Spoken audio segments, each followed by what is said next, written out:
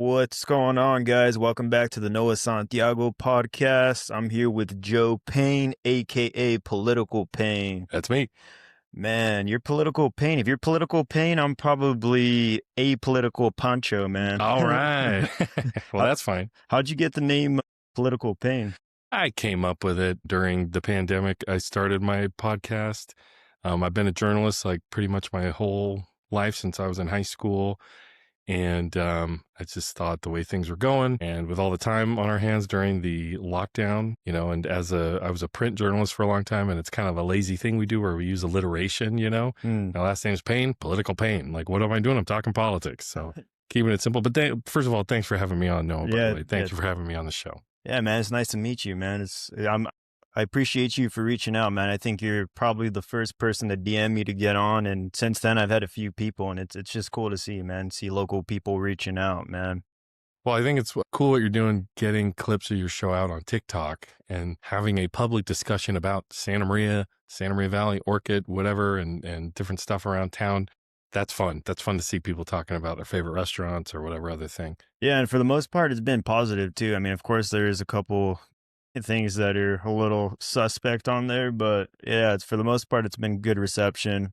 So yeah, man, you're an independent journalist, formerly a journalist for The Sun, right? Yeah, we're the weekly independent, meaning local owners, not corporately owned. And so I kind of came up in independent media, and then once I left the paper, was kind of hopping around different jobs, and decided to do this kind of as a passion project. I don't really make any money off of it. I just, like talking news and politics. I do, not just journalism. Ever since I went back to school and got my degrees at Cal Poly, I haven't been doing as much. I haven't been as active on my channel and my YouTube channel and my website, Political Payne. But I like talking about this stuff. I do share opinion and commentary, not just reporting, So when did you work at the Sun? I started there in high school as an intern. I was a weird kid where I was like, I don't want to get like a regular summer job. I could have come here to Giovanni's and said, can I, bus tables? And I said, that sounds like a lot of work. So I thought, I was really into journalism at the time, print journalism. I joined the school paper after my favorite journalist died. That was Hunter S. Thompson. And I approached the local weekly, or I had a teacher that kind of emailed somebody there and said, hey, there's a kid here who's, a weird nerd and wants to get into journalism. And so they let me go in there, and it was an unpaid internship. I just hung around. They let me do the most menial, short type of thing that nobody wanted to do, and then they went, ooh, this is bad. You got to do this, this, and this. Go read several ones we've done before and write it more like that. Okay, so you learn the style of the paper, you learn the different ways to write.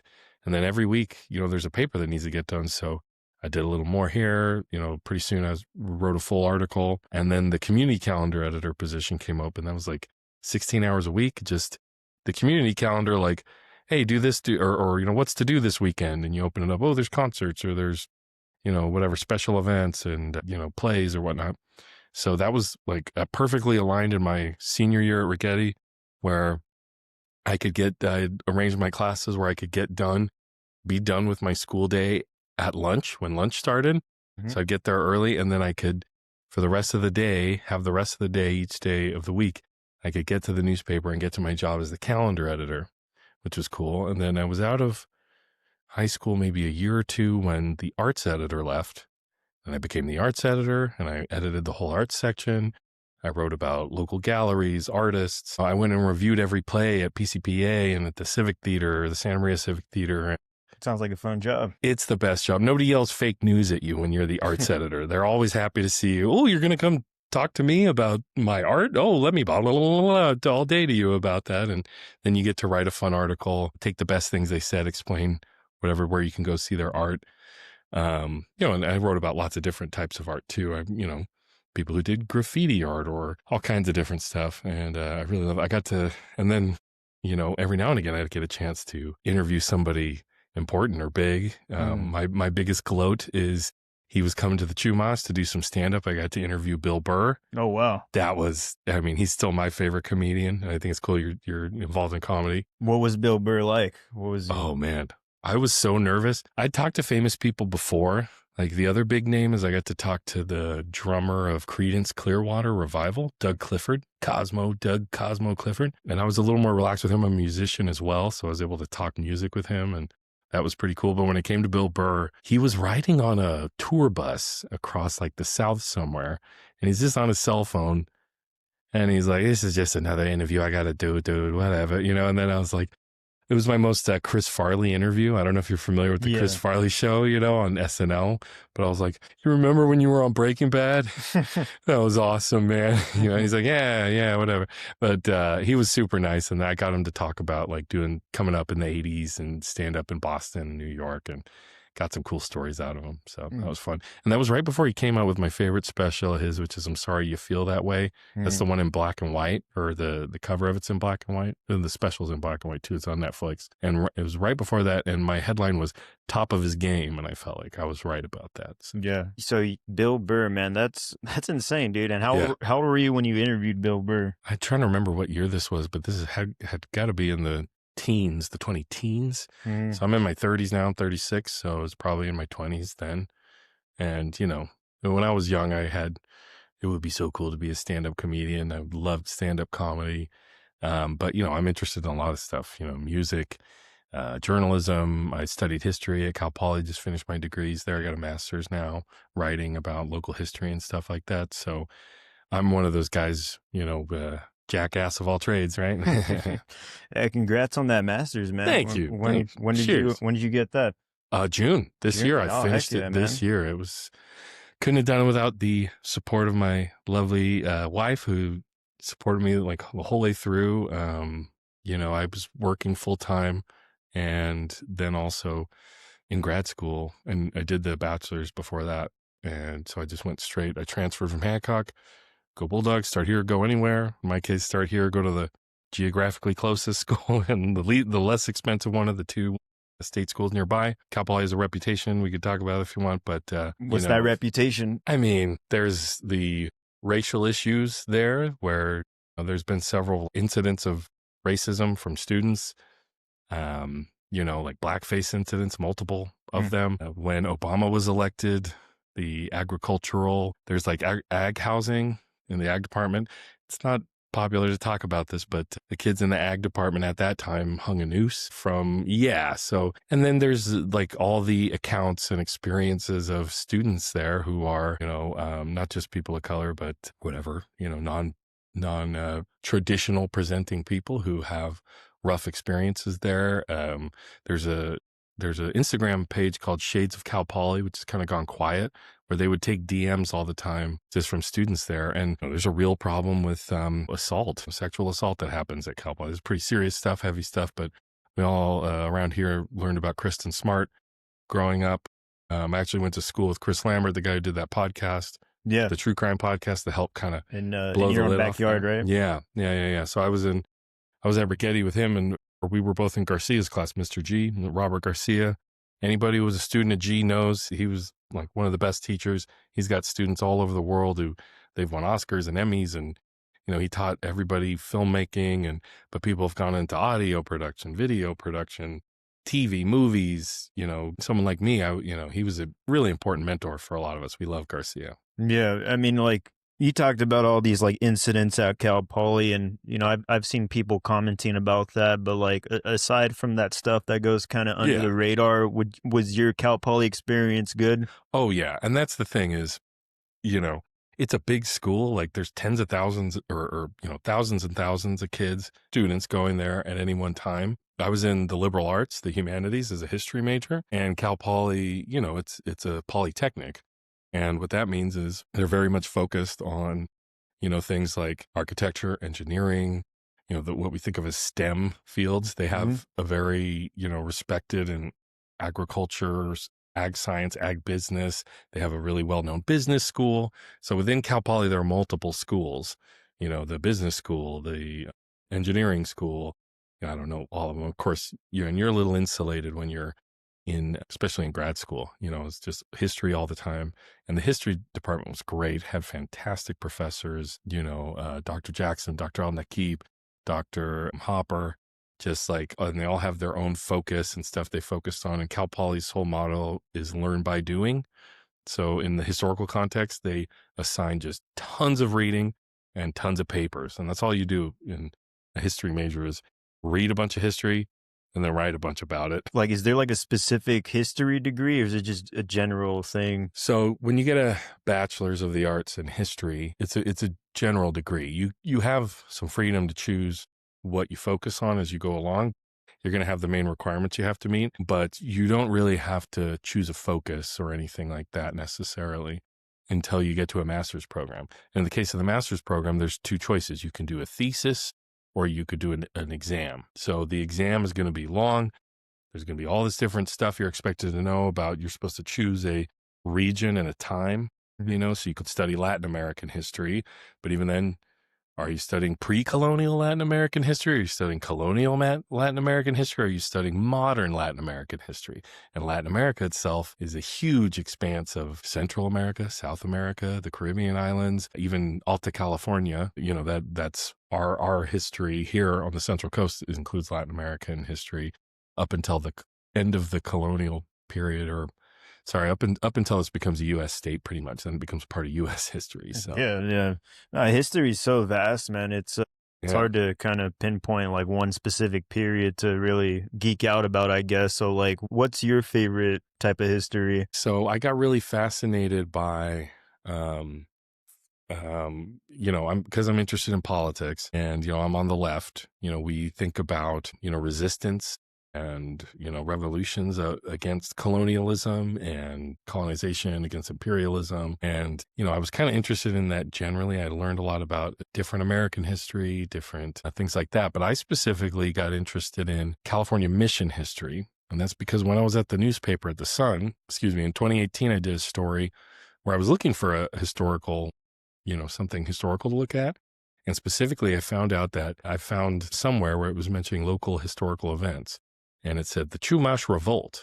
I said, what's that? And looking into it, realized what? It turns out that the Chumash in 1824, that's 200 years ago last year, led the largest armed uprising against the California mission system. And it happened at the three missions in Santa Barbara County. That's Mission San Ynez, Mission Santa Barbara, and La Purísima over by Lompoc, right? And once you dive into that, it's like, again, like you said, it's complex. And once I dove into this topic, I learned a lot about it from people that had already done scholarship. Doing this newspaper story, I talked to a guy at like the museum in Santa Barbara, the Santa Barbara Natural History Museum. I talked to a Chumash elder named Ernestine Soto.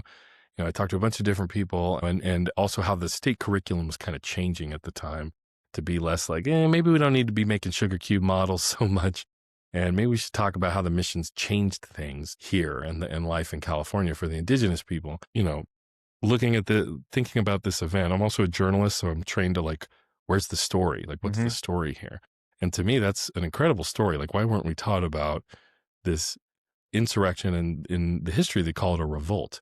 And that's just short for revolution. And so my scholarship was looking at this and trying to understand what happened, what was going on at the time all around it, what caused it, what did the people say at the time. And it led me to conclude that it was a revolution. The Chumash, this was already at the context of revolutionary times. Mexico had been having its revolution against the monarchy or whatever for more than 10 years. And, the Chumash had basically learned that they weren't going to get their freedom, because if you were at the mission and baptized at the mission, you were kind of like a peasant, a serf. You were bonded to the mission, and you had to do the labor there.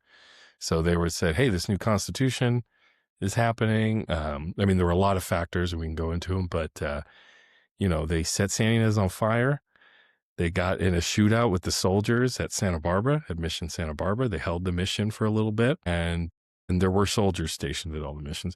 But then in La Purísima, they took the soldiers and the padre captive, and then they held it, and they occupied it for like a month. And they said, this is ours now. And they knew that, they wouldn't be left alone, that they would come for it. And during that month, the Chumash fortified the mission. They built like palisades around the walls to shoot from. They cut holes in the adobe brick to shoot their bows, and they got their hands on a few rifles.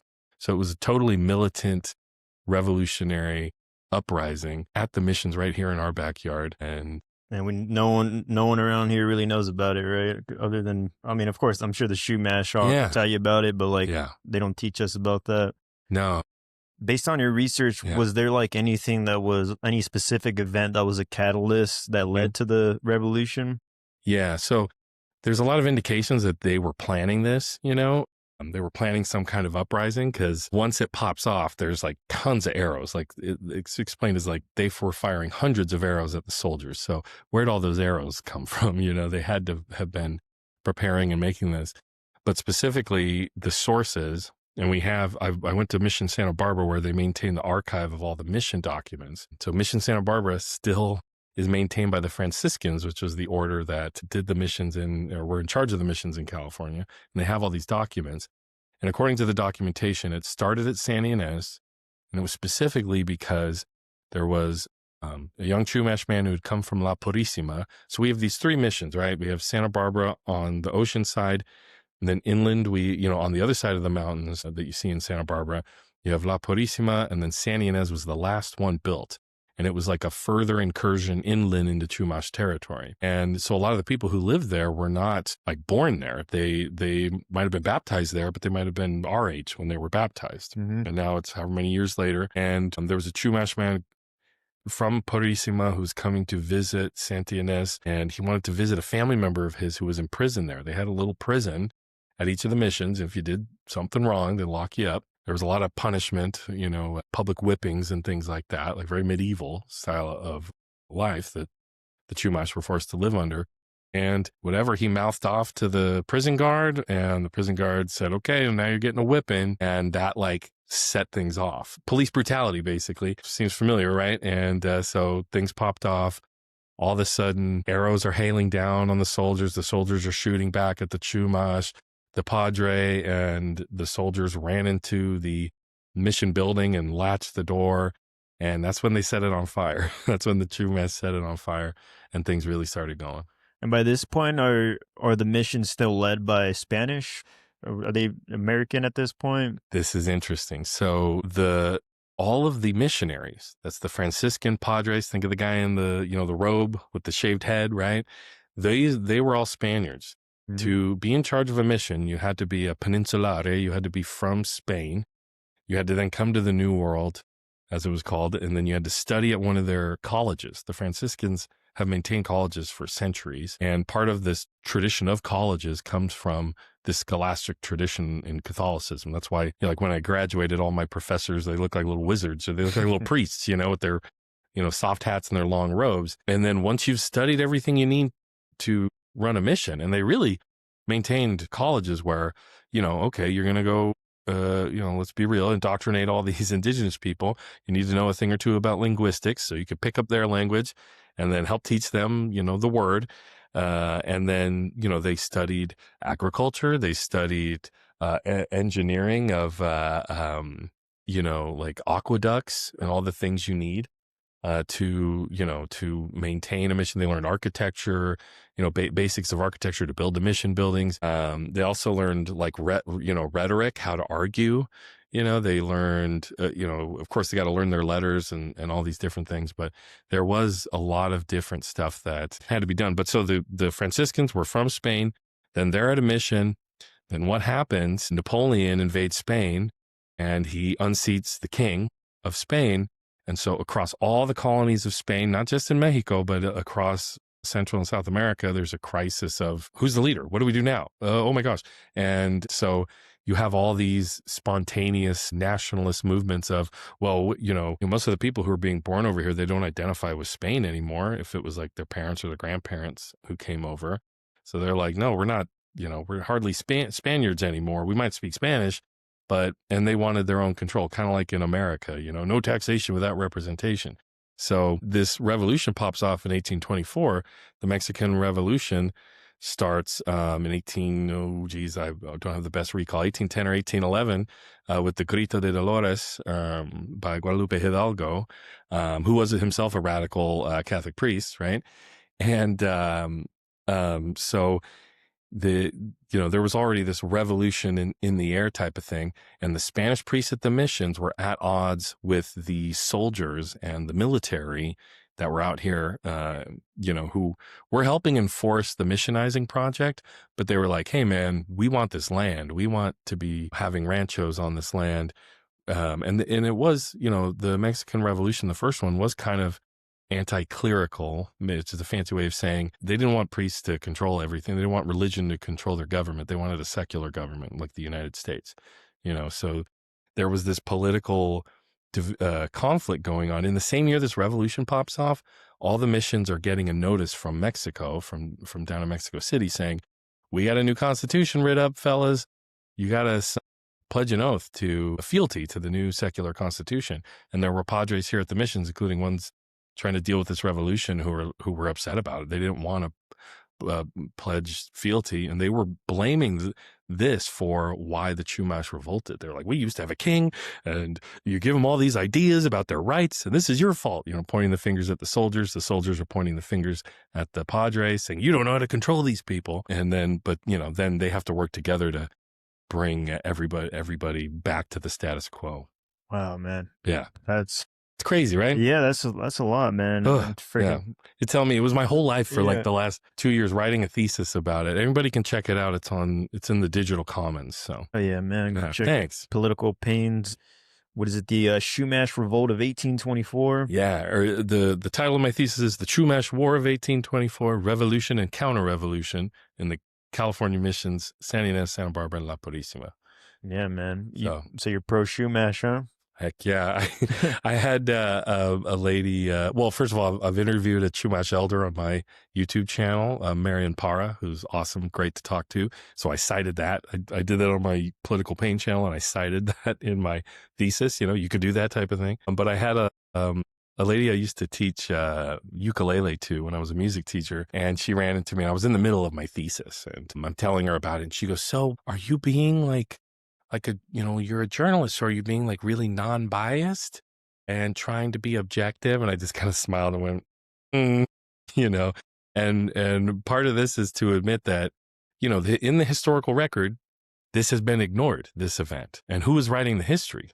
Literally, the Franciscans have written their own histories. A lot of mission history was written by guys who maintain the archive there in Santa Barbara. There was a German-American scholar, Franciscan scholar, historian named Zephyr Mengelhard, and he wrote a book about every single mission. And he might have a paragraph about it in here and there in each book about each mission. And he just says, and it wasn't that big of a deal, and everything went back to normal, and everybody was happy. It was great. Everything was great. It was fine. You know what I mean? There you go, Trump. Yeah, man. I a lot of times too, I kind of speculate about things like that, like for Mexico, because same thing with them, right? The Spaniards came in, they conquered Mexico, and in history they write that we were savages, we were doing sacrifices, we were killing babies. I wonder if that stuff actually happened, because we didn't write about that. It was white men that wrote that about us. Yeah, it's the colonial attitude. Well, I think there is evidence that the Mayans or the Aztecs, the Incans, they managed empires. They had civilizations. They had pyramids. They had these huge. They say Tenochtitlan, which is Mexico City now. Yeah. It was 200-300 years ahead of Europe. Yeah, in terms of how modern that city was. They had aqueducts, they had plumbing, they had everything. And then the Spanish came in and fucking burned it down. Yeah, we focus on the it's easy for the Europeans to focus on, oh, they were sacrificing people, and not like we did anything like that. Are you kidding me? Have you ever heard of what they would do medieval, going medieval on your ass, right? They would rip you apart in the town square if you did the wrong thing or said the wrong thing, in Europe. But not only was the Aztecs very advanced, like you said, agriculture, aqueducts, cities. They had cities, What's interesting about studying the Chumash is that they impressed the Europeans when they first arrived here. The first Spanish boat expedition was in 1500 something. That's Cabrillo expedition. And, there's thousands and thousands of Chumash people living in the Santa Barbara Channel and on the Channel Islands. They maintained these, they made these big plank canoes that, they could traverse the channel with. They could go to the islands. They could go all the way down to LA if they wanted. They could go all the way up to SLO. So Chumash territory was as far north as San Luis Obispo to as far south as like Ventura. That's and then they start bordering with other groups of indigenous people. But even not only did they have their boats, but they had tons of technology for fishing, they had methods of treating, like their main calories were oak acorns. All the acorns around here from the oak trees, they grind them up and treat that, pound it down and make like a tortilla, basically. They had currency. They used shells as currency. They would bead them. And we found this currency, more than 100 miles inland, San Ynez Valley out to Carrizo. There we find this beaded shells from the ocean. We also find just like shells from mussels and clams. So there was exchange going on. So you had Chumash on the interior, you had Chumash on the coast. There's the cave paintings up in like the San Marcos Pass you can go look at. So they had, their own, mythology, religion. They had a stratified society. They had politics. They had chiefs. They had shaman, the shamanistic culture. They had all kinds of, people doing different labor. They had like kind of gendered labor where it's mostly men doing all the, canoe work and fishing. And then, women would be back in the villages, grinding up the oak acorns. So when the Spanish came and they observed this, they were just like, oh my goodness. And it led one researcher back in Europe at the time, when he's taking in all these different accounts, where he put like the Chumash at the top of like, these are like, the most civilized, or the less, used the term earlier, savage or whatever, problematic terms. But, they respected and understood the Chumash as like, oh, this is a civilization, this is a nation, of people. And, the Chumash relied on a lot of their ancestral knowledge, like going back to the land when they did their revolution in 1824 too. Do you think that the Spanish feared their way of living as a perhaps superior, or a system that something along those lines was, you know what I mean? I know what you mean. Yeah. The Spanish believed, and Europeans more generally believed, our way's superior, right? We're like, we are bringing civilization to these, they call them heathens, but they were threatened by it. Here's the fun fact. So after 1500, but here's the other thing. The Europeans respected that there's a lot of people here, and they like, the first mission that was built in California was San Diego. Within the first few years of it being built, it was attacked, because as soon as Europeans come in, they are going to bring diseases with them. They bring, they built their mission, and they were trying to entice indigenous people to get on there. And then once you're baptized, that's it. You're a bonded serf, or, like a peasant. And so you have to, they force you to work the land. And the soldiers would immediately start assaulting the women. Like, you might have heard of Junipero Serra. Have you heard of Serra? Father Serra. There was a big controversy like 10 years ago. He was canonized, turned into a saint. There's statues of him around. And that was controversial because he was in charge of, on behalf of the Franciscans, missionizing California. There's an account from him, like from around the time of the first mission in San Diego, where the soldiers are literally lassoing indigenous women to attack them. So, that mission, was attacked by the Kumeyaay people. Hundreds of them come over the hill, screaming in the middle of the night. They burned that mission down. They were not kind to Father Jaime. They ripped him to pieces. And, that's when I believe Sarah said to, like, he was reporting back to his superior. He says, this is why we need soldiers. He said, in conquests of this kind, he called it a conquest, conquistadors, right? He said, we need soldiers at all the missions. So before Mission Santa Barbara was ever built, they first built the Presidio Santa Barbara, which that's like, if you've been to downtown Santa Barbara, you can go to the Historical Society there. They call it De la Guerra Plaza. And that's like a modern rebuilding of the Presidio. And the Presidio, that's just a fancy word for that. That's a fort. That's a military fort.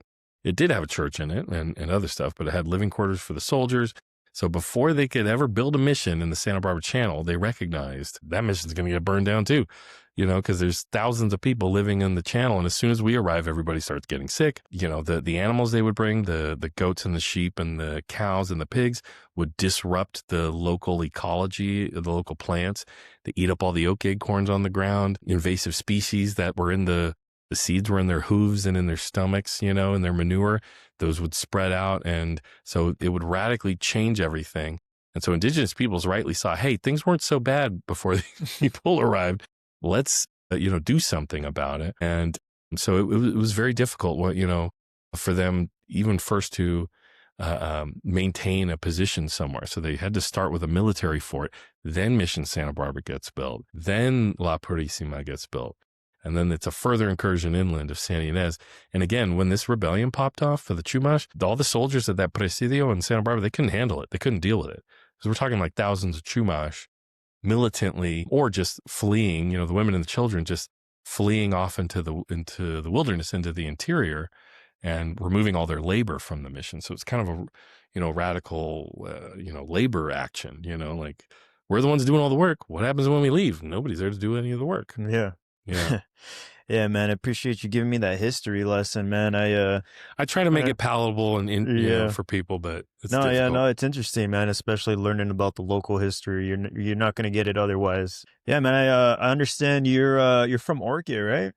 Well, I'm from here, from Santa Maria Valley, but I grew up in Orchid. But I've lived in Santa Maria my whole adult life. But yeah, I grew up in Orchid. Went to May Grisham School before they turned it into Orchid Academy.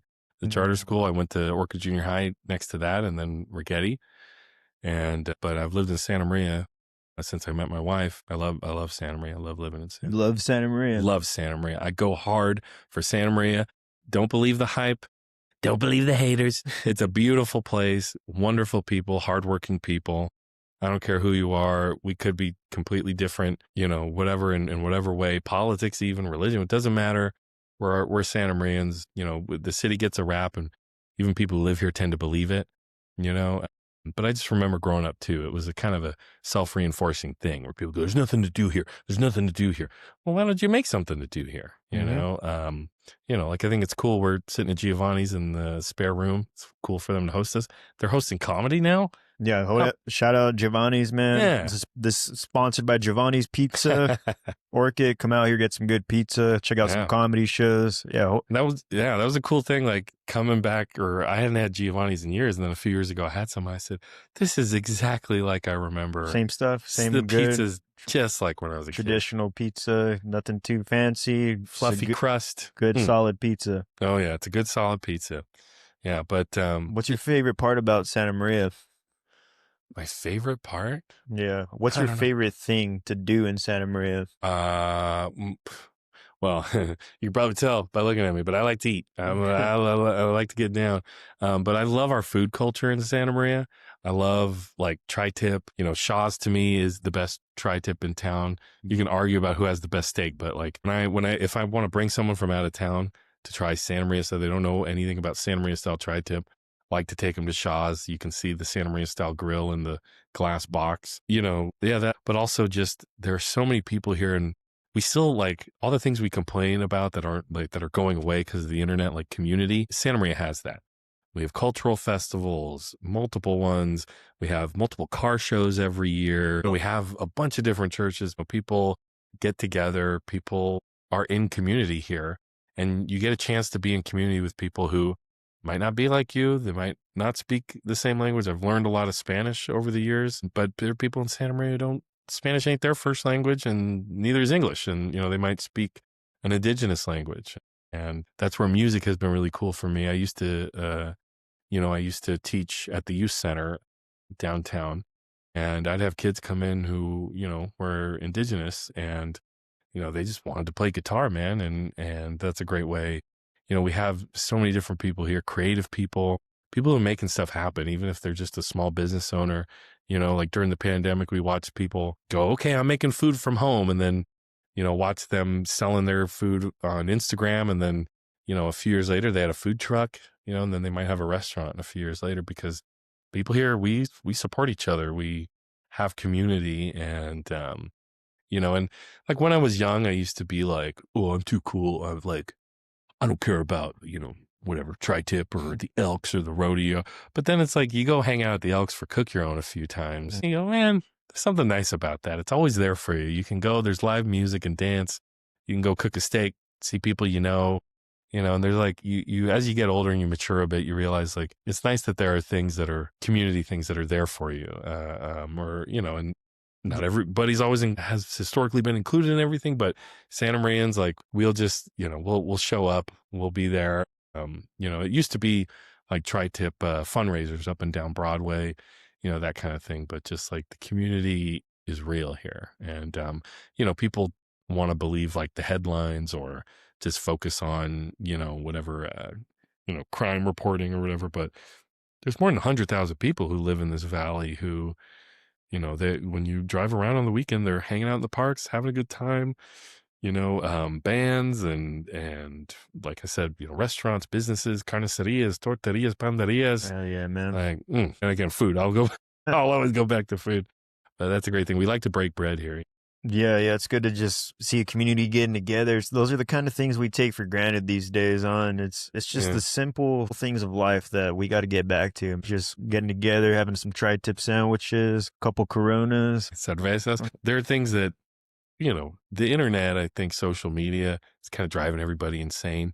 It's like there's a lot of things about it that are great, but then there are the issues, where, you can doom scroll in your phone and just be traumatized by the things you're seeing and freaked out. But then like take a breath, go outside, everyone says touch grass, or whatever. But you can go to Waller Park and throw around a frisbee. Golf. Yeah, play some frisbee golf with your buddy and chill out. And are you a doom scroller? Man, yeah, it's hard not to be. I mean, yeah. So I've always been like, when I, especially as a journalist, like you got to know what's going on. I feel as somebody who has just always kind of been interested in things like in that way, I feel like it's a bit of a responsibility to just pay attention. What the hell's going on and try to make sense of the world. So you're like you're more interested in like seeing like the news and politics when you're scrolling. Yeah. But then, my algorithm gets confused. You know what I mean? It's like, it's not sure what to do with me. What's on your algorithm? Man? Yeah. Well, it's like, it will be like a long form interview from a news show, and like, I'm a lefty, so it'll be some kind of left leaning progressive, and it's always some like deep dive. How did Ronald Reagan destroy everything? Or how did, what are all these different issues? But then, then my algorithm's like how to make, a perfect, beef stew, or how to make, I like to cook at home too. So, but and then there's, how to make carne asada pot stickers. Yeah. Ooh, that sounds good, man. Watching a chinchilla versus a honey badger video. And then I'm not proud. I have a problem, but like the algorithm knows at nighttime to kind of calm down. I will watch Dr. Pimple Popper or whatever, you know what I mean? And I'm like, the internet, it's a weird place. You never know. I didn't know that about myself until I discovered it. And everybody has that, their algorithm is going to feed them what they want to watch. And, you didn't know you wanted to watch that. Yeah, it's a little scary at times, man, because it starts to know you better than your family knows you, Well, and that's a weird thing we see with like some of these events around the country where it's like, how can we make sense of what this person did or whatever crazy thing happened? Well, let's look at their social media presence. And I'm just the type of person where I've always been honest up front about where my biases are or what I believe. So I'm not like making ironic jokes and, trying to be obscure with that kind of thing. Like I'm very clear, I'm very honest, but then, some people are just lying. But then also what grosses me out is like the way that the market and the money-making aspect, the way capitalism comes into it, where there's a bunch of fake stuff being generated just because it makes money. And it could be in news, fake news. It could be in politics, but it could just be AI slop. Like now we're just seeing all this AI garbage, and it's just because like, well, what's going to get eyeballs on this, And people are dishonest, people. And again, like I've even seen like fake Dr. Pimple Popper where it's like somebody, where somebody's going to pop something. It's like, wait, that's just the thing they were hiding in their fingers. It doesn't make any sense. So, we live in these weird times where, we have the ability to share so much information with each other. You can just broadcast your whole life, You Mm-hmm. can just say, look at me, and there are TikTokers who are like, here's me they wake up, they set up their phone in the corner, then they go back in bed and go, oh, here's me waking up and starting my day. And, and they're, it's a performance, it's not exactly reality. It's like reality TV on They're steroids. showing you what they want you to see. Yeah. Yeah. Yeah. But everybody's doing that. But then I always think about who's the one in charge of the algorithm, who's the one in charge of these companies, who are the people deciding what we see and what the algorithm favors, and, that's why you hear a lot of people pointing out like, oh, wow, isn't it convenient? We all keep fighting with each other. We're all working class people, but we keep fighting with each other when it's these mega wealthy, weirdos like Musk and Bezos and Zuckerberg and all these others who, I have a lot more in common with my neighbor who, you know, picks strawberries in the field for a living than I do with any of those guys, Oh, even for though they sure. live in California. Who knows what kind of weird shit those guys are into, man? Yeah. You Oh, know? yeah. Trying to live forever, taking young people's blood and injecting themselves with it to try to live younger or whatever. Like, You think they're like guys like Musk, Bezos? Do you think they're in the Illuminati? that's the thing is, it's really easy to like say, "Ooh, the Illuminati and conspiracy." I've always like some of my earliest memories of really trying to learn about things and figure things out was arguing with a friend of mine had a dad who got us like interested in being politically active, including going to protesting the war in Iraq. I was against it back then when I was a teenager. But this guy, and aesthetically, he kind of had a hippie vibe. So it reminded me of like, oh yeah, I've seen Forrest Gump, power to the people, protest the war or Vietnam or whatever. But then he like was like, well, but you got to know the moon landing isn't real. I was like, wait a second, what? Maybe, but what? Like, why? And so conspiracy theory, it's fun. It's entertainment for people. It's fun to, ooh, what's really going on? But like the Illuminati, there is like, different groups that have existed that, you can go back to during the Renaissance, there was an Illuminati and they were like, hey, we don't believe all this church stuff and we just want to talk outside of that. But then you have like, people say the Illuminati and they might be talking about the Freemasons, and the Freemasons are like we have a local lodge here. It's literally people who are involved in masonry, but they tend to be civil engineers. And then, people have that picture of the Washington, with the look at the layout of Washington, D.C. All of a sudden you sound like Alex Jones. Look at Washington, D.C. It's the shape of a pentagram or whatever. And it's like, ooh. But what about Bohemian Grove? Huh? Yeah, what about Bohemian Grove? And like, guess what? Yeah, Bohemian Grove is a real thing. And it's funny, you should listen to John Ronson talk about that. He actually, of all people, talked about it with Joe Rogan. And John Ronson was with Alex Jones when he went to Bohemian Grove. And he's a journalist, he's a trained journalist, and he's not an ideologue or a kook in the way that Alex Jones is. But he was saying like what seemed to me like this really like kind of weird and nerdy thing that all these wealthy ruling class people were doing, this little ritual, it seemed very benign to me, but for him, it was like the crazy, like this confirms everything I've ever thought and believed. And, my point that I make is the mega wealthy in this world, they don't make a secret about what they're doing anymore. They don't have to, they're not, I'm sure there are secret meetings. There definitely are. And there are the ones that we know about, but like, the mega wealthy, they're quite open now about what they're doing and the decisions they're making about on behalf of all of us. Everybody likes to quote this one, nobody will own anything and they'll love it or they'll enjoy it. Like basically, they're trying to take away our abilities to buy houses. You have private equity firms buying BlackRock. BlackRock, but that's not the only one. There are a bunch of, there's just a lot smaller ones we don't know about for sure. Well, I don't think there's such thing as a small private equity firm, right? They're well, just maybe going under the radar, Exactly. opening LLCs on top of LLCs, umbrella corporations, and that's a way of obscuring things. But there are more houses right now in the United States owned by private equity than there are unhoused people, homeless people in the country. So what does that tell us? They are sitting on the housing stock, inflating it falsely, and there's plenty of houses, but the mega wealthy are holding on to them. Private equity has invaded healthcare and hospitals. And there was just a study that came out that hospitals that get taken over by private equity firms, they have less success in their ER departments. More people are dying in the ER. Why? Because they cut costs. Or you sell the organs instead of mega rich. No, they're trying to cut cost. They're trying to extract profits. Like that's the thing, is like there is organ running in black markets. There is crime and criminal stuff going on. Epstein. And, you know, like powerful people getting away with all kinds of stuff. But like at the end of the day, it's the almighty dollar, and it's the profit motive, I believe, that is responsible for so many things. What happened to Toys R Us? What happened to, you know what I mean? Like companies that used to just be functioning companies get bought up by private equity, and in a few years they're being sold for parts. You know what I mean? But like just the fact that they're allowed to do that with private property, it's homes, like homes. Mm-hmm. You know, and there's so many things that we've forgotten about in America. Like we used to have public housing. Like the federal government would build cheap public housing, and if you were below a certain level of the poverty limit, you got public housing. We stopped building any new public housing. Zero. In the 90s, Clinton signed, I believe it was the Faircloth Amendment or something. I might be getting the name wrong, but that said, we will no longer build not a single new unit of public housing. We'll only maintain what we have. We have federally built public housing in the Valley, but we haven't built any new stuff since the 60s or the 90s. That's when it was officially cut off, but it had already been kind of decreased. You know, things changed with Reagan. In my opinion, you know, Reagan realigns the country to the right. Even the Democrats have been right wing since then.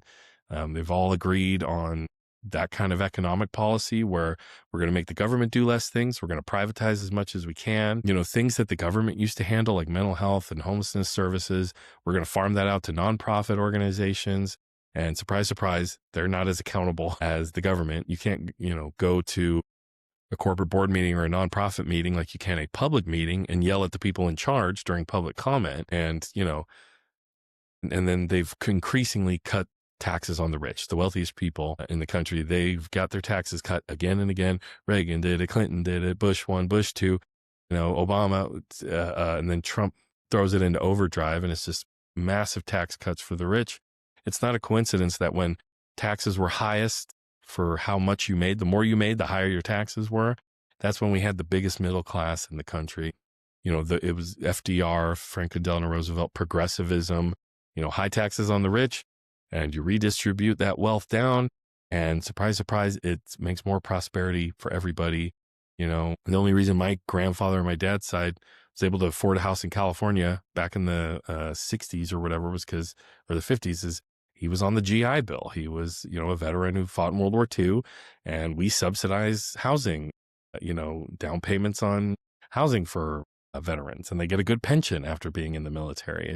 You had all this public investment in people, you know, and that ever since, you know, Carter started messing with it, but then Reagan and Margaret Thatcher in England, it was no more of that, man. Where, you know, the government is bad. We're not get the government off our backs. By that, they meant us, the wealthy and the corporations.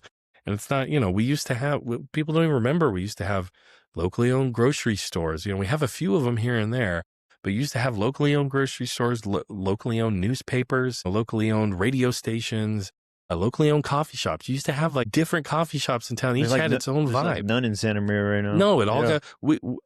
My wife and I had a coffee shop. One of the last locally owned, or not one of the last, but we had a long time local coffee shop in 2009 and 2010 called Coffee and Company. We bought that, and it was a great little coffee shop over there next to Big Five in the Town Center West. Mm-hmm. And this was at the height of the economic downturn.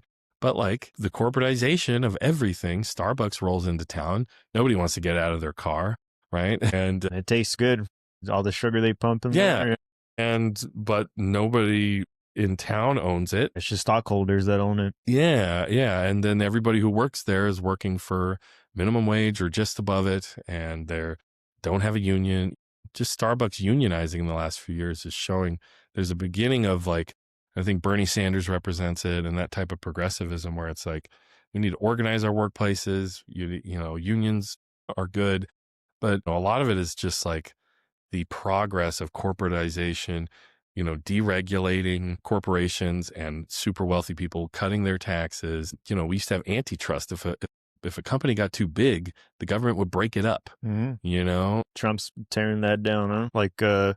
Like I'm invested in Capital One. Trump allowed them to become the biggest credit union in the United States, and that kind of thing wouldn't happen back in the day. Do you think the Conglomeration. pendulum will ever swing back? Do you think it'll ever America will ever go back to being progressive, more private? Is that possible? More public power and Yeah. public. I believe in public goods governance, which is like there are things that we all pay for.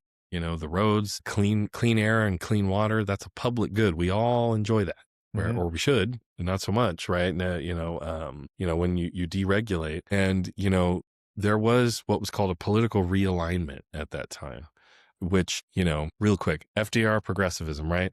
Then that's in the 40s, and then even in the 50s, like Republicans were progressive. Eisenhower built interstates all throughout. He also did stuff we would associate with Republicans, like mass deportation, but then he did have economic infrastructure, the interstate systems, the state colleges were developed.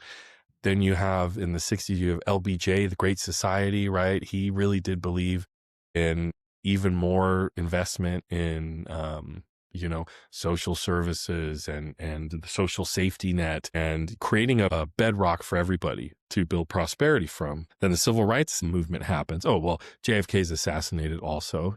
Talk about conspiracy stuff, right? But he was the prominent liberal young American president. He's capped in front of everybody. Then, LBJ was okay with going into Vietnam. And that's where you have a split between the left and the liberal center of the Democratic Party. There were all these, like labor union, guys who were like, hey, listen, kids, they're kids who were going to these state funded schools and becoming radical. They're like, listen, shut up. We got to build these bombs and helicopters for the war in Vietnam. And their kids were like, nah, man, this is bad, and there's all kind of radicalism, the Black Panthers and, women burning their bras and guys burning their draft cards. So you have all that going on. And then Richard Nixon comes in. And it's very much a reaction against that. It's, oh, I don't like this at all. We're going to bring law and order, and we're going to, and Nixon ramps up the war on drugs. Hmm. And Reaganism, there was also a response to the economic inflation and stuff that happened during Carter and the oil crisis. But really, like the success of Reaganism, I think, has to do with a reaction against the wave of feminism, civil rights, and that's kind of what Reagan ran on, is like, they're taking your money. You know what they're doing with it. The idea of the welfare queen, racializing welfare. Even the majority of Americans are on welfare are white, because white people are the majority of Americans. So it got working class people to turn against progressive policies. And that's considered a political realignment, where now we're in the right wing shadowverse, right? Where Clinton was very right wing Democrat, where he ran on, his strategy was triangulation. So, man, if I can appeal to enough of these Republicans, and his economic policy was very much Reaganomics, trickle down, deregulate the economy. He was all for the war on drugs, tough on crime. The crime bill that Joe Biden wrote was signed by Clinton, so they were all on board for that. He was tough on crime. He did stuff as a candidate that was really reprehensible, like overseeing an execution back in Arkansas. But then but if you just like kind of act socially liberal enough, he went on Arsenio Hall and played the saxophone, then people went, oh, cool. And so that was a way of getting back a bunch of the votes from the center Republicans. And then we have the George W. Bush years. 9/11 changes everything. I remember it, and it was massively just, there was a huge reaction, and people were like out for blood basically. And yeah, we'll let you pass the Patriot Act and create ICE and the NSA and all of these agencies that did not exist. ICE did not exist before I was, when I was born, and it was something else. They reconfigured the federal government to give it a lot more power, to give the president a lot more power. Obama comes in, he says things like, oh, we're going to close Guantanamo. Never did it, and there's even an interview with Obama where he says, him and the journalists are kind of laughing about how Republicans obviously hated them. We all know why, but let me see the birth certificate, all that stuff. And he's like, oh, it's crazy they hate me because, my politics are basically Reagan. Obama is saying my economic policies are Republican, Reaganomic policies, even the Affordable Care Act, that was basically Mitt Romney's plan for for healthcare. There was no public option. Bernie Sanders, we need Medicare for all, guarantee human, medical services is a human right. Like, that's what he says. That's not what the Affordable Care Act was. So we've had that political alignment on the right. There's no reason, in my opinion, people talk about it like, oh, this is just the forces of nature. Like, America's just a center right country. Like, that's just the way it is, ignoring that the country swung from one way to the other. I believe personally, we can totally swing the other way back. It is still possible. Totally possible. Bernie Sanders was never supposed to come that close. That's why the interests and the establishment of the Democratic Party worked against him in the way they did. It's because they recognize people are hungry for this. People don't want the status quo. The status quo has been killing us. It's been crunching us. Haven't raised the minimum wage since forever. Like, why is the minimum wage still $7.25? Because everybody recognizes that that both parties are bought, by very wealthy interests, and you only get to those positions of power, if you've gone to the elite schools and you've done all these, you've gone to the right consulting firms, and that just all these bullshit prerequisites, and then all these lobbyists paying our politicians, right? There's more lobbyists than people in Washington, D.C., right? Totally, than representatives. More than representatives, yeah. And now the Supreme Court passed Citizens United, so they deemed money as free speech, a political donation.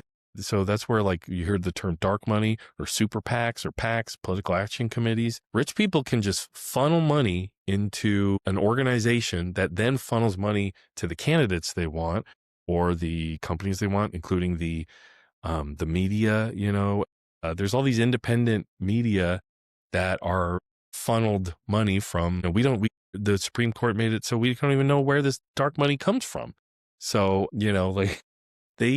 billionaires spend hundreds of millions to funnel like propaganda into our, Fox News is a representation, but you also have all these different, groups like, Ben Shapiro's Turning Point or Charlie Kirk was Turning Point USA. Ben Shapiro's is the Daily Wire, and they are funded by wealthy interests. Because if they just shovel out that propaganda, we shouldn't be raising taxes because then you're going to affect the job creators, and they will spend all that money because they know, what does that do? That keeps people from voting in politicians who will raise taxes on the wealthy. It keeps politicians in power who are going to keep their taxes low. So they save billions. And it's no coincidence why now fewer people own more of the wealth than ever before. We've outpassed the Gilded Age, like the thing that caused the Great Depression is wealthy people speculating on Wall Street and then destroying the economy and destroying the banks. There's wealth and income inequality is even more than at that time. So now we have, I call it the Silicon Gilded Age or whatever. Like we have these tech oligarchs, not just tech, but all the classic ones you could think of: arms manufacturers, oil, what have you. Tech, AI is big right now. You hear about Palantir at all? Don't get me started about Palantir, bro. Yeah. What's his name? Chris? No, he's a monster. Peter Thiel. Peter Thiel. Yeah, he was holding like a lecture on the Antichrist in San Francisco. He was holding like a 3-day. Why you that interested in the Antichrist, man? That's pretty weird, man.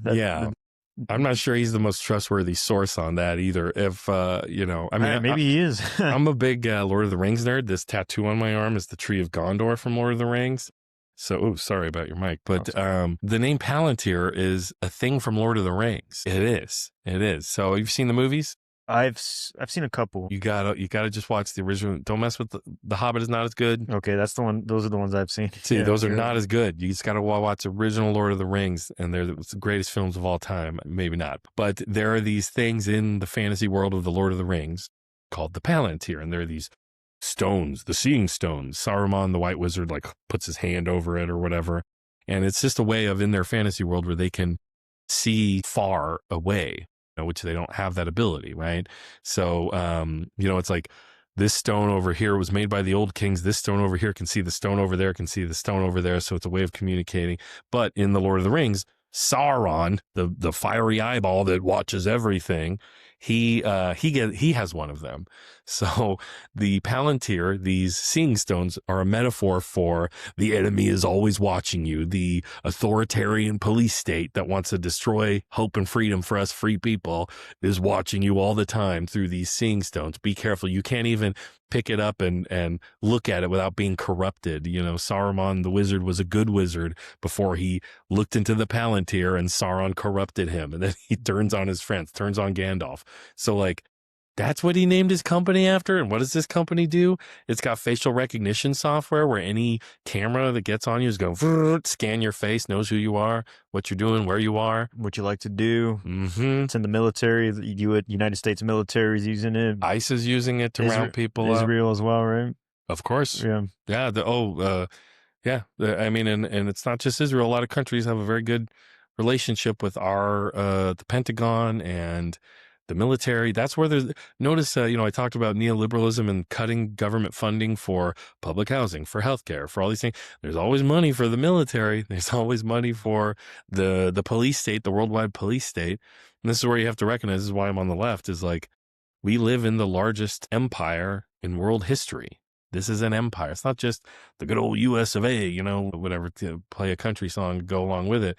This is an empire, and it's the biggest one. It's the best funded one. And now ICE is one of the most funded law enforcement agencies of all time. It's like, it's more funded than the military of most countries with the bill the Republicans just passed. And that's a police force that's turned totally inward on us, on the populace of the country. And I don't see how that's going to maintain the United States empire status, because that's just really internal, right? Like, why is ICE getting funded so much? To me, it doesn't make sense. Well, how's that helping? Well, obviously, like Trump and his people, if you've ever heard Stephen Miller give a speech, they are supremacists, and this is an ethnic cleansing. Like, make no mistake about it. They believe in some real dark, terrible, evil type of ideas, like the type of idea that makes you gloat about a concentration camp surrounded by alligators. Like, that's monstrous. Like what kind of person celebrates that, right? And this is where you have to be real about American history. What happened to the Native Americans? What happened to the Japanese? What about slavery? Like, that's why they don't want you talking about history. That's why they don't want you recognizing these things. America has always been both things. It's always been the people striving for freedom, and then the people go, no, but not you. We have freedom, but not for you. And this is the thing when people go, why can't we go back to a time when we let go of that, man? There was never a time where it was, there wasn't a struggle. Like, and I study history because history is a tool to understand power, and you understand how it's worked in the past. You can see it all around you, how it's working right now. And so that's why, the Democratic Party has been just like, their whole strategy is, if we lie really still and don't move and don't do anything, everyone will realize how bad things like the Republicans are. Guess what? That's not helping. So it's been on us as communities to organize against ICE, you see, and then they're trying to make that illegal. They're trying to say everybody who is against what's going on in this country as terrorists, as terrorism. So these are like scary times we're living in. Or if you're against the regime, like Jimmy Kimmel. What happened with Jimmy Kimmel, man? Yeah. What are your thoughts on that? Well, first of all, like, free speech was under attack before that. There was Mahmoud Khalil, he was at Columbia College, and he spoke out against what's going on in Israel. And Trump went and they snatched him. ICE went and snatched him, and he was in detention. His wife was pregnant and about to have a baby, and so he didn't get to be there for the birth. They finally let him out, but they sent a message like, don't speak out about this. Like a bunch of people have had their free speech attacked by the state, and that's what the First Amendment is to protect from, is interference from the state and telling you what you can and can't say. People will say, oh, free speech is you not getting mad at me when I make a racist joke, or when I, make fun of this group of people or whatever. And that's what a lot of comedians, Joe Rogan and others, have been telling us. Free speech is under attack from the left. Free speech is under attack from the left. They just are mad that now there's Twitter, or there was Twitter, and other means of people who say, hey, I don't like that. They can finally tell people in power. And that messes with their head. They don't like that. But when you have the state coming in and telling people what to do and what to say, that's a whole other thing. And that's what happened with Kimmel. The FCC chairman, who's a crazy person, a far right. He's the he's the Project 2025 guy. He said, we can do this the easy way or the hard way. And what is this? But what was this actually leveraged for? It wasn't just what Kimmel said. It was the fact that, what is it? ABC is merging into this larger conglomerate, right? So it's more, we're talking about conglomeration, corporatization, it all existing under this one umbrella. And, they want this deal to go through, this billions of dollars deal. And they say, no, you can't, not if that guy's around because the glorious leader doesn't like him. Right. So, this was already done to Stephen Colbert, where, they didn't have to be that out in front. We can do this the easy way or the hard way. The company did that already. So, when it comes to Trump and his authoritarianism, we've seen a bunch of colleges just kind of like, okay, we'll do what you ask. Now we've seen law firms, who he was mad at for, helping, he's a criminal. He's a thug criminal. And, he's like, now he's going after Comey, right? Because Comey investigated him, the FBI director. But, with Jimmy Kimmel, it was like, this guy doesn't like him. The president doesn't like him. And he said, I don't want him to have his show anymore. I'm tired of hearing about it. And then all of the, the parrots, they come out and go, no, it's because his ratings are low. They just repeat whatever the president tells them is what they should believe. And no, it was a business decision. It was a business decision. No, man, the FCC director, that's the Federal Communications Commission director, like did some mob shit and was like, the easy way or the hard way, you're going to have a problem here. And then the company acquiesced. But what happened, this is the only power we have left, is our dollar, right? We have fewer and fewer of them left, but we do have the power to, hey, well, guess what? I'm canceling my stupid subscription. Now everything's a subscription. I'm canceling it. We've seen Target, like ever since Target acquiesced to Trump and said, we're canceling all our DEI stuff. La Raza is not shopping at Target. Oh yeah. And they just came out with a report. They didn't get their usual back to school sales surge. Just didn't happen. So the boycotts work, man. And that's what happened with Jimmy Kimmel. Enough people, like, also people just started selling their Disney stock. And that's like the bottom line. Disney or whatever, the corporation, they weren't standing up for what was right when they reinstalled Jimmy Kimmel's show. Like they lost like billions of dollars in market share over just a couple days because of the reaction. Because guess what? Americans don't like it when their government dictates what they can and can't say. Even if it's, like I said, there are other people getting attacked for freedom of speech, but that's pretty egregious. A comedian, you tell me this guy can't make jokes, And we saw it after the murder of Charlie Kirk, which was awful, that there were people all throughout the land who were willing to turn against the people in their communities for saying the wrong thing, thinking the wrong thing, and trying to go after their livelihood and take their jobs away. Thousands of people were fired across the country for saying not exactly the right thing that they were supposed to say or think or feel in the wake of yet another gun violence in America, which we've just accepted as normal. It happens at schools, it happens at churches, it happens everywhere. Grocery stores aren't safe, right? We had a terrorist attack in Santa Maria, bombing at the courthouse last year. Like this just keeps happening and keeps happening. We don't try to do anything about it, but now all of a sudden Charlie Kirk is assassinated and it's the left. Everyone on the left is responsible. And anyone who said the wrong thing, we're coming for you. Like we're in an authoritarian crisis. Yeah. Yeah. Who do you think was behind the Charlie Kirk assassination? I don't know. Probably that kid, probably that guy.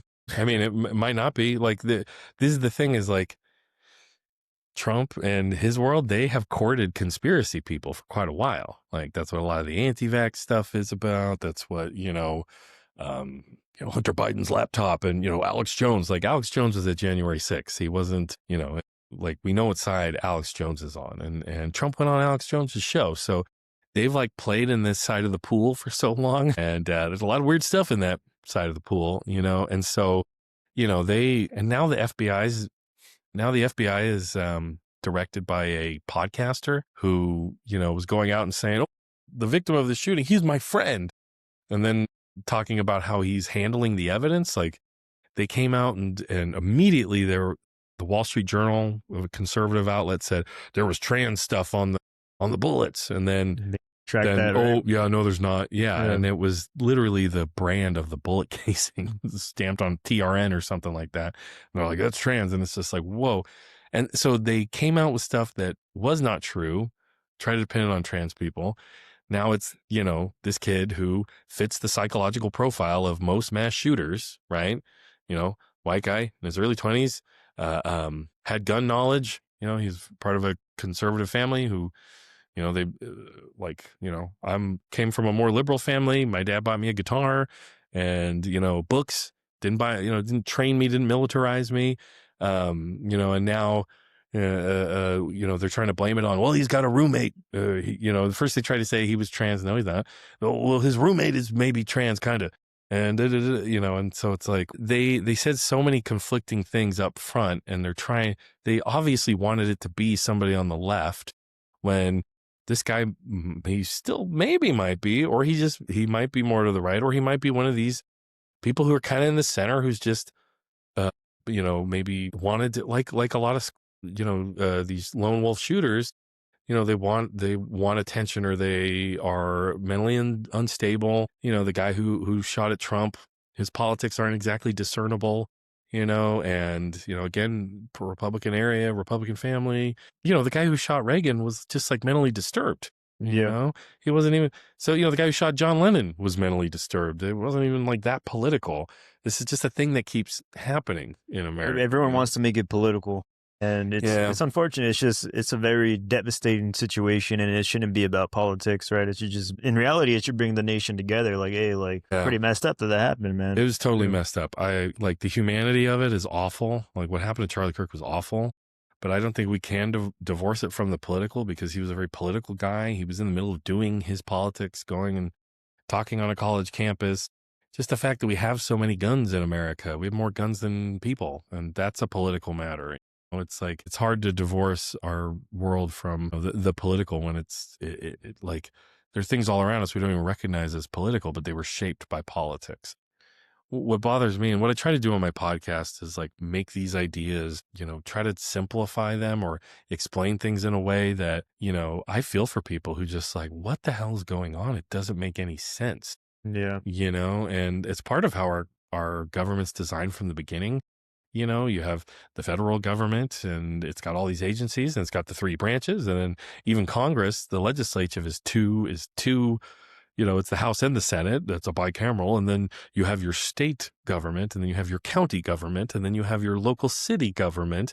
And the county government might have these supervisors. Which district are you in? Oh, your state government. Which state assembly district are you in? Which state senate? It's already complicated. It's so complicated from top to bottom that most people are like, I don't have time. I don't have time for this, and most of us are just struggling to pay our bills. And so much of the media is, trying to just trying to make a profit, or it's people who have a political interest behind it, putting out the messages they want. So everybody's confused. I think a lot of the identity stuff is to keep us divided and realize like it's I believe there's a class war going on, and the rich have been winning it for a long time, Yeah. That's awesome, man. It's really cool to see you well informed on that stuff. I'm not political whatsoever. That's why I said I'm apolitical in the beginning. Yeah. It's all right. I'm not going to pick either side. I think that's something that should be more common, but it's really cool to see you passionate about that. Thanks, I'd like to have that kind of passion for something, man. And it's awesome, man. It's a curse sometimes too, man. It'll drive you a little crazy. You're just trying to understand the world. But then, for me, like I said, I'm on the left. I'm on like the Bernie left. And we don't really have a home in the Democratic Party. The Democratic Party's hostile to us. You see the way they organized against Bernie, and Zohran Mamdani in New York, and, progressive socialists running for mayor. And, like I identify with the left, and I say I'm on the left because this progressive democratic socialist left here, Giovanni's, there's a birthday going on. That's great. We believe we have fundamental beliefs about human rights, that every human being deserves equality and safety and, basic level of support, material support, Should be able to make a living. Yeah. Or what happens if you are making your living and then you get hurt and you can never work again? You shouldn't die on the street. Why not? You should there should be housing for the poorest people. There should be healthcare for everybody. And we're the wealthiest country, again, the biggest empire and the wealthiest country on the planet. There's no reason why we can't tax the rich and give everyone health care. Because guess what? I used to pay way more for my health insurance than all my taxes combined at my previous employer. You know what I mean? But it's like we're all forced to live under this corporatized, everything keeps getting more expensive. The wages don't go up.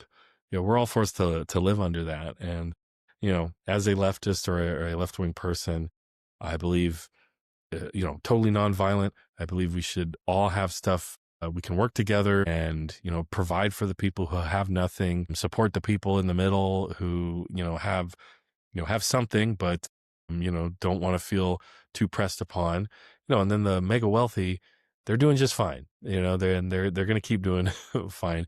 But it's also a way of, if you tax the hell out of Musk and Zuckerberg and Bezos and all of them, it's a way of taking back some of that power that, again, they can just buy up newspapers and buy the biggest social media platform and twist it the way they want. They shouldn't have that power. And, if we all band together collectively and decide, hey, it's working people. And traditionally that's been the left. If you ever want to understand that, like, how did America become like the FDR times? Go listen to Woody Guthrie. You know Woody Guthrie? Yeah, the folk singer, right? Yeah, the folk singer. This land is your land. Yep. We don't know that there's like verses they cut out of that song when they sing it to us in grade school, or he's talking about things like, the wealthy and power and things like that. But he was also, Woody Guthrie was a white guy from Oklahoma, and he came to California as a migrant farm worker during the Great Depression, during the Dust Bowl. He was homeless. He rode a boxcar train out here, hopped on a boxcar, came out here, was picking fruit and singing songs. And then he blew up and became famous at that time. But he was part of a left labor movement. And there's no reason we can't have that again. But we all we gotta keep at it, and you realize it's a struggle that's been going on a long time. Yeah, Long man. time. Yeah, man. Speaking of that, you're kind of lighting it up a little. Let's do that. Yeah, Oh, yeah. God, please. You're surrounded by a bunch of Mexicans here in Santa Maria. Sí. What's the best Mexican food in Santa Maria, man? El Herradero. Heredero. Okay, that's a good spot. I saw somebody mention picosita. Picosita is fantastic. It's also like, what do you want? You know what I mean? Picosita, tacos.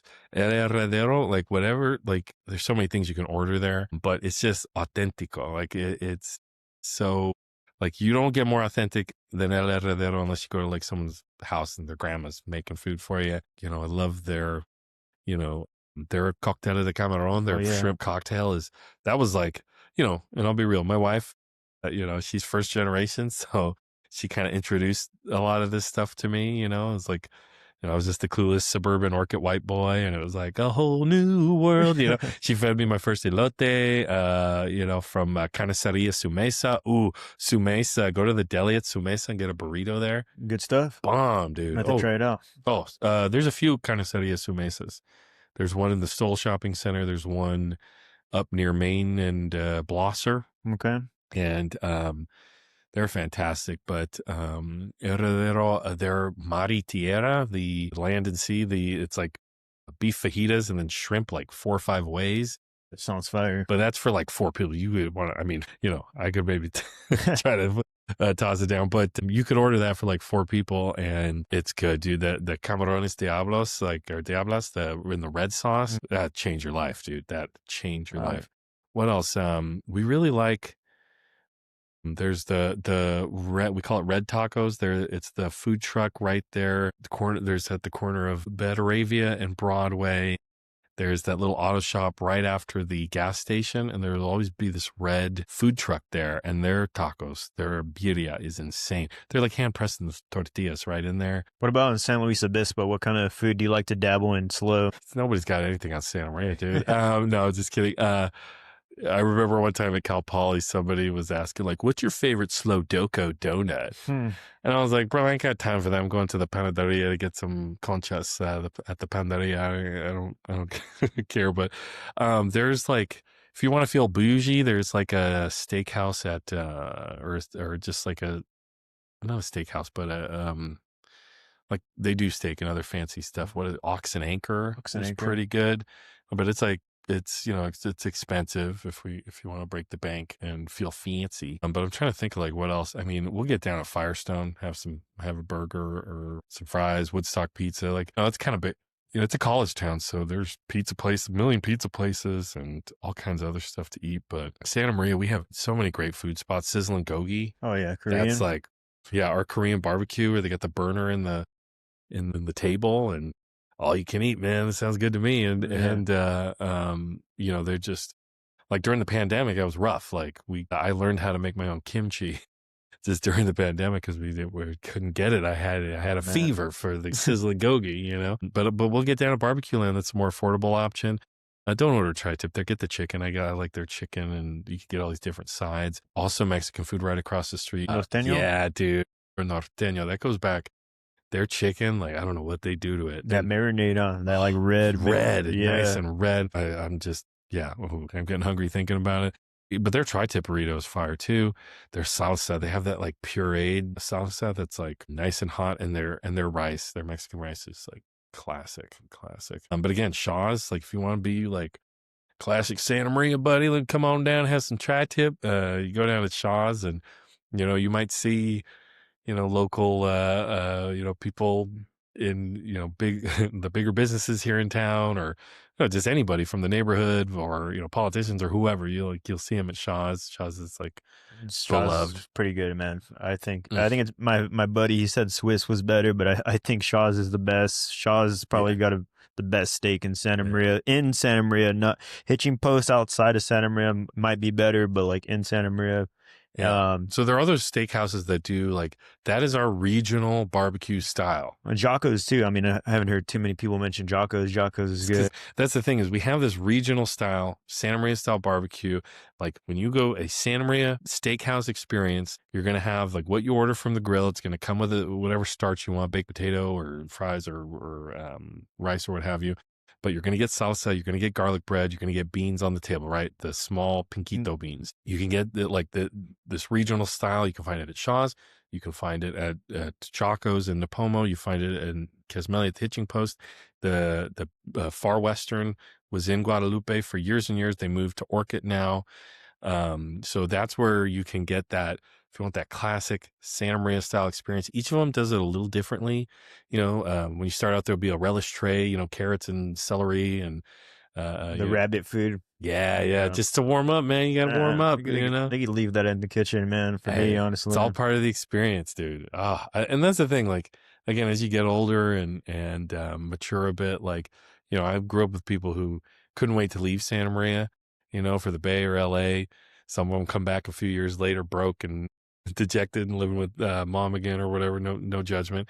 But you get older and you appreciate like, man, we actually have a culture here. We have, these things here. And like, I do love the Santa Maria style. And, I get down on a tri-tip myself. I can cook a tri-tip, Could you see yourself leaving the Central Coast?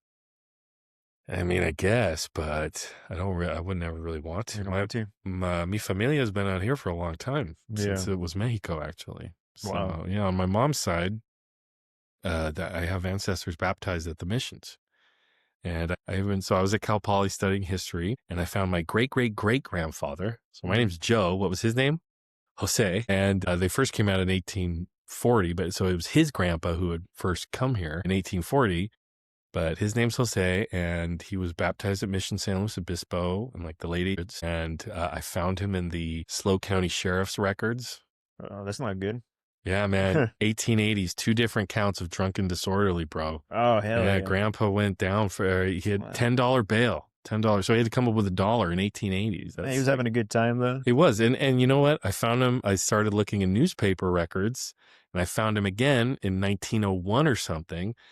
And it was in a story in San Luis Obispo where he had foiled a burglary. He was the security guard at a market, and he had stopped a burglary and held the guys until the police arrived. So I said, good job, Grandpa. You got your shit together. But then I found him again in they had like society columns back then where it'd be like, I went to the party and I saw so-and-so and so-and-so.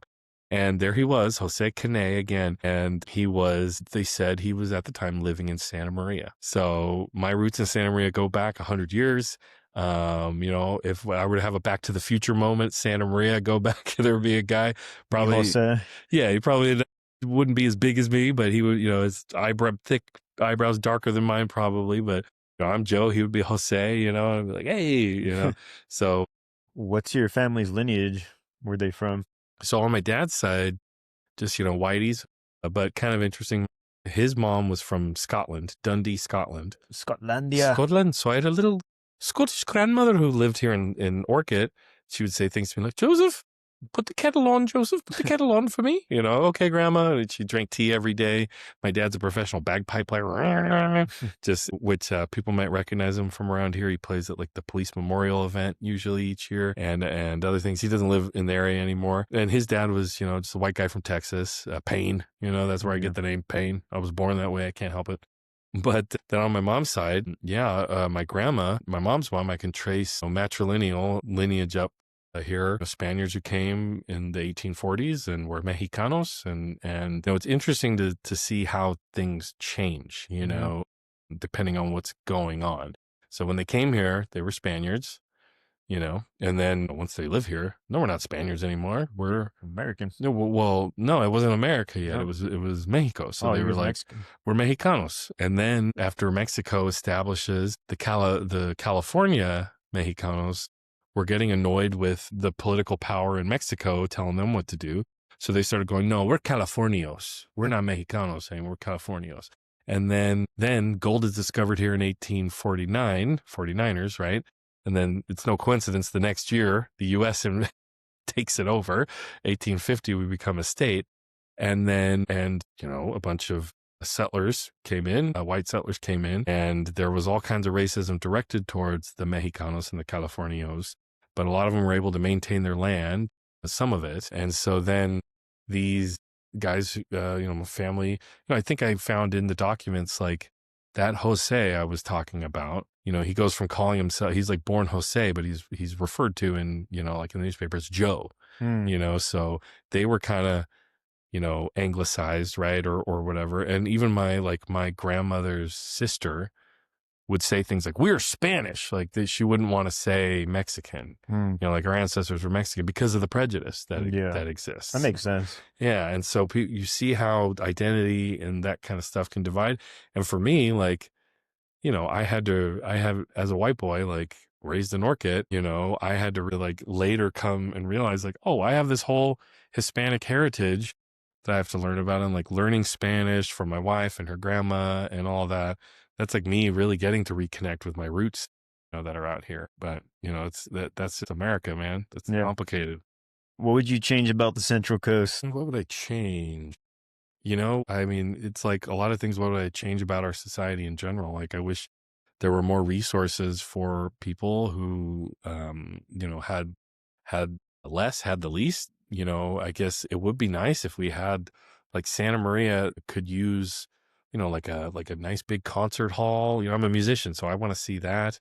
We could, you know, we the city wanted a university, like a 4-year university, but Bakersfield got it. I didn't think it was going to happen because there's Santa Barbara and there's SLO, and they both have state universities.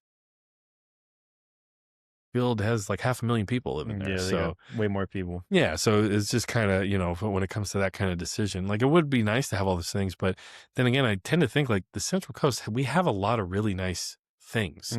And, you know, it would be nice if more of them were more accessible to people. I agree. Yeah, you know, and it's like, it's wild. You know, you could talk to some of these kids who are going to school here in Santa Maria, and they've never been to the beach, or they've never been, you know, whatever, to Solvang and seen the windmills, or, you know, and it's, you know, even as a Santa Marian, when I go to like, you know, I didn't really understand like class and that kind of thing, but until I become an adult and you got to pay for all your own stuff. And then you go to somewhere like Santa Barbara or even Los Alamos. Now we've seen it like gentrify quite a bit, where, you know, you walk in and they kind of look you up and down and see what you're wearing, and they see how you look, and they see what you drove up in, and they, you know, what are you doing here? Yeah, that's not cool. Yeah. And so, you know, I would like to see I would like to see more acceptance and inclusion of of people and respect, just like basic respect. And, for the most part, there's tons of that. And, I'm one of those people who tries to like, broadcast that. Like Santa Maria is a great place. I love it here. When I was at Cal Poly, I was aggressively Santa Marian there. If you're like, hey, anybody here from Santa Maria? Yes. All right, we're friends. What's Like, up, you okay. Cal Poly fools on? Yeah, From Santa, man. yeah, Santa way. Like we do it right here, and come down to my city, and I'll show you a good time. People, we know how to have fun here, and that's the thing is like, people here, we might not have a lot, but we share what we have. Like like going to like a baby boy's first baptism. Like these, I was at one not too long ago. It's at this beautiful venue in a barn, and that we have out here. And like, this family like is not well off, but like the padrinos come in and they all pitch in, and it's like, damn, they got a DJ, and then in comes the mariachi, and then as the mariachi is like tiring out, in comes a banda, it's like, whoa, man. And it's like, people are here for each other. Like I said, you drive around, you see our parks. Like, I think if anything, just more information. If people knew more about what we do have in Santa Maria, we have a big city. It's got a lot of different stuff, to see. People go, oh, there's no nightlife. Well, there's not going to be the same nightlife as a college town. You know what I mean? And we are the working city. Like the traffic jam on the highway, at night is coming back to Santa Maria.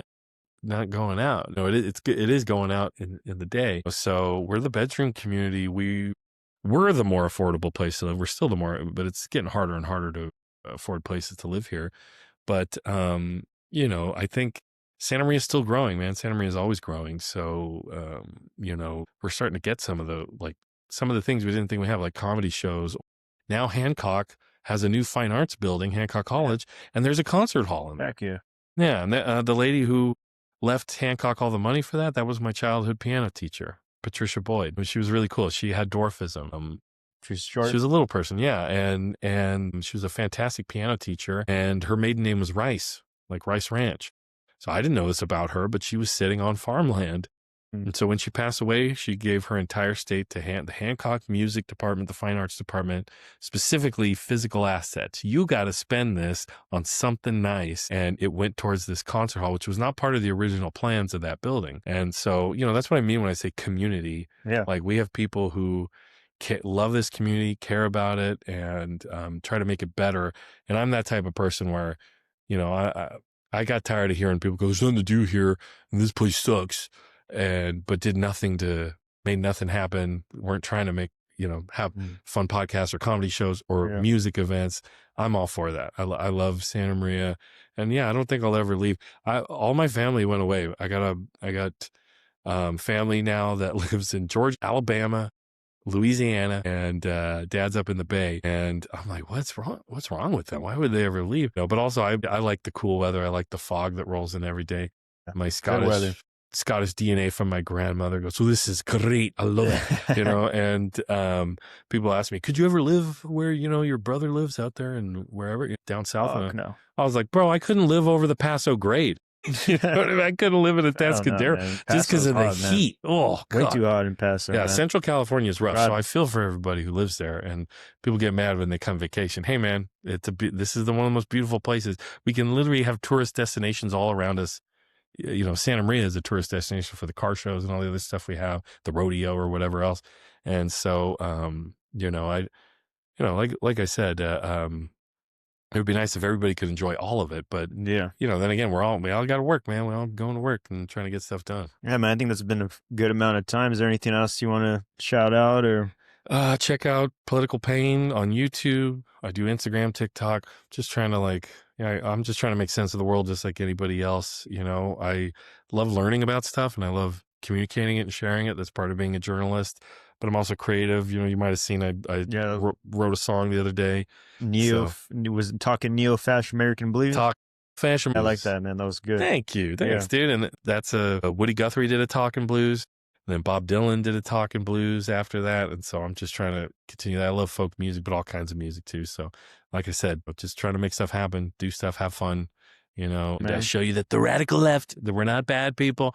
We just want you to have health care and a place to live and safety and security. And we're, making music and having a good time. And, I definitely want to come check out one of the Wednesday shows here at Giovanni's. Yeah, come check it you out, man. Yeah, I want to they got a show tomorrow. It's a ticketed show, but Ooh. it should be a good time. There's going to Alright. be a great lineup tomorrow.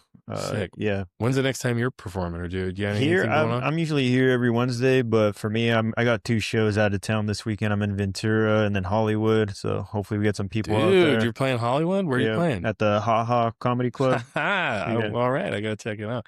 When I was in a country band for a little, and we got to play the Whiskey A Go Go, the Viper Room, and House of Blues on Sunset. So that's fun. Sick, LA man. is cool, and don't let anybody tell you LA is this terrible, scary place. I spent a lot of time in LA. It's beautiful too, and that's why we're Californians. We love it here. We ain't leaving. Yeah, man. Heck yeah, man. Good podcast, dude. Thanks, Noah. Thanks for coming. Political Thanks for Payne. having me. Peace Way cool. out, guys.